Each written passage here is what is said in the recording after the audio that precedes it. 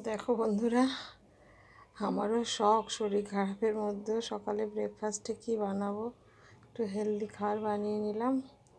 এই দই সুজি ছিল ঘরে, এই ইডলি বানিয়ে নিলাম। আমি এটা মোটামুটি ভালোই বানাই, ইডলি মেকারটা আছে ঘরে। এই ব্রেকফাস্টে ইডলি বানিয়ে নিলাম। দেখো, দেখতে খারাপ হয়নি, খেতেও খুব সফট হয়েছে, মানে নরম হয়েছে। এখনও খাইনি, খাবো আর কি।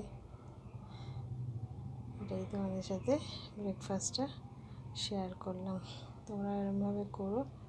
একটু ইনো দিতে হয়, কিছুক্ষণ ভিজিয়ে রেখে দই সুজি দিয়ে ব্যাটারটা গুলে তারপরে ভিজিয়ে রেখে পরে ইনো দিয়ে, জানো নিশ্চয়ই সবাই। বেলি ফুল গাছে ফুল ফুটেছে।